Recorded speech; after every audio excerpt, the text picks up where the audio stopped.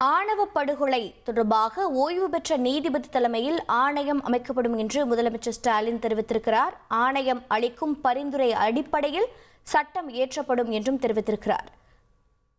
ஆணவ படுகொலைக்கு எதிராக தனி சட்டம் இயற்ற வேண்டும் என பல்வேறு அரசியல் கட்சியினரும் வலியுறுத்தியிருந்தனர். இந்த நிலையில் ஆணவ படுகொலை தொடர்பாக ஓய்வு பெற்ற நீதிபதி தலைமையில் ஆணையம் அமைக்கப்பட்டிருக்கிறது. இதனை முதலமைச்சர் மு.க.ஸ்டாலின் தனது உரையில் பதிவு செய்திருக்கிறார். ஆணையம் அளிக்கும் பரிந்துரை அடிப்படையில் சட்டம் இயற்றப்படும் என்று தெரிவித்திருக்கிறார்.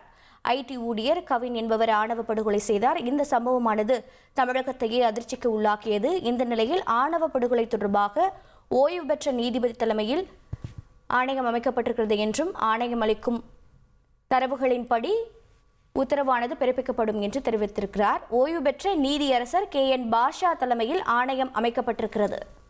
அண்மை செய்தியாக பார்த்து வருகிறோம். ஆணவ படுகொலைகளை தடுக்க தனி ஆணையமானது அமைக்கப்பட்டிருக்கிறது என்றும் ஆணவ படுகொலை தொடர்பாக ஓய்வு பெற்ற நீதிபதி தலைமையில் ஆணையமானது அமைக்கப்பட்டிருக்கிறது. ஆணையம் அளிக்கும் பரிந்துரை அடிப்படையில் சட்டம் இயற்றப்படும் என்று முதலமைச்சர் மு.க.ஸ்டாலின் தெரிவித்திருக்கிறார். 1,23,00,000 மனங்களை வென்ற தந்தி டிவி யூடியூப் சேனல். தவிர்க்க முடியாத தம்ப்நெயில்ஸ், கலக்கலான கான்டென்ட்ஸ். நீங்களும் இந்த குடும்பத்தில் இணைய இப்பவே சப்ஸ்கிரைப் பண்ணுங்க. அசுரபலம் கொண்ட எங்கள் டிஜிட்டல் கரங்களில் உங்கள் விளம்பரங்களை சேர்க்க வாட்ஸ்அப் பண்ணுங்க. 8939888378. Email advtthanditv@dttv.in.